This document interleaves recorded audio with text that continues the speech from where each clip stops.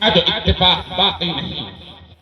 کوئی اپنے آپ کو سنی کہتا ہے، کوئی اپنے آپ کو شیعہ کہتا ہے، کوئی اپنے آپ کو مودودی کہتا ہے، کوئی اپنے آپ کو دیوبندی کہتا ہے. مسلمانوں کی مختلف تنظیموں نے آپسی اتحاد و اتفاق کو باقی نہیں رکھا. ایسا کیوں ہو رہا ہے؟ اس کی وجہ کیا ہے؟ صرف ایک بنیاد ایسی ہے جس پر مسلمانوں کے تمام لوگ، گروپ اور تمام تنظیمیں متحد ہو سکتی ہیں، اور وہ بنیاد قرآن و احادیث ہے. قرآن پر شیعہ، سنی، بریلوی، مودودی، دیوبندی تمام تنظیمیں ایمان رکھتی ہیں. قرآن کی فریاد و للکار کے سننے کے لیے تمام جماعتیں اور تمام تنظیمیں ایک پلیٹ فارم پر آ سکتی ہیں، سب متحد ہو سکتے ہیں. برادران ملت، نفرتوں اور تنازعات کی خلیج کو دور کیا جا سکتا ہے، عداوت و تشاجرات کی دیوار کو منہدم کیا جا سکتا ہے. شرط یہ ہے کہ ہمارے پاس قرآن کی للکار کو سننے والے کان ہوں. ہم مسلمان ہیں، قرآن پر ہمارا ایمان ہے، احکام پر بھی ایمان ہے.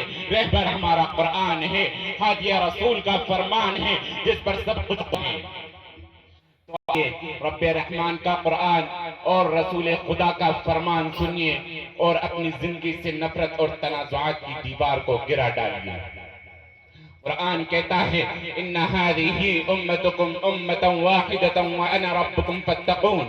جب قرآن ہمیں ایک کہہ رہا ہے، رسول کا فرمان یہ بتلا رہا ہے کہ ہم ایک جسم کے مانند ہیں، تو پھر ہمارے اندر اختلافات نے جنم کیوں اور کیسے لیا؟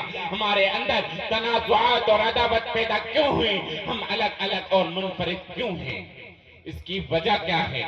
یاد رکھیں، جس قوم و ملت نے انتشار و اختلافات و تنازعات کو اختیار کیا، اس قوم نے کبھی بھی کامیابی و کامرانی کا حسین چہرہ نہیں دیکھا، اور ذلت و رسوائی کے گہرے اور اندھیرے کنویں میں گر گئے. اور جس قوم و ملت نے اجتماعیت و وحدت اور ایک جہتی کو اختیار کیا، وہ ہمیشہ فلاح و کامرانی کے اونچے اونچے پہاڑوں پر نظر آئے. شریعت اسلامیہ نے اتحاد و اتفاق کو پسند کیا، اختلافات و تنازعات کو دور رکھنا پسند کیا. اسلام آپسی محبت اور بھائی چارگی کو چاہتا ہے. لیکن آج مسلمانوں نے شریعت اسلامیہ کو فضول بحث و تکرار اور آپسی ضد سے کچھ کا کچھ بنا دیا. سینکڑوں ٹولیاں اور جماعتیں آپس میں بنی، اس ملت کی ایک ایسی درگت بنی کہ دوسروں کو رائے ہدایت تو کیا بتا سکتے، خود آپس میں اختلافات و تنازعات کی دنیا آباد کر کے دین میں متفرق ہو کر ایک دوسرے کے مقابلے میں سب آرا ہو گئے. اسلام کے غیور نوجوانوں، ابھی وقت ہے تفریقہ بازیوں، مناظرہ بازی ترک کر دو اور ایک پلیٹ فارم پر آ جاؤ. آج جو بھی ظلم ستم کے پہاڑ مسلمانوں کو برداشت کرنی پڑ رہے ہیں، وہ آپسی جھوٹ اور نفاق کی بنا پر ہو رہا ہے، جو قابل مذمت ہے.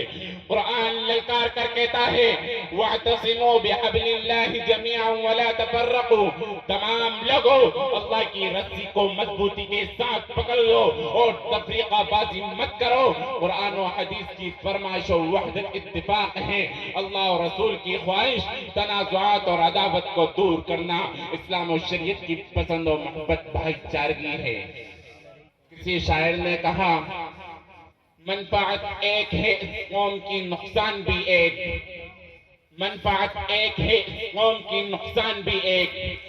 ایک ہی سب کا نبی، دین بھی، ایمان بھی ایک. حرم پاک بھی، اللہ بھی، قرآن بھی ایک. حرم پاک بھی، قرآن بھی، اللہ بھی ایک. کیا ہی بڑی بات تھی ہوتے جو مسلمان بھی ایک.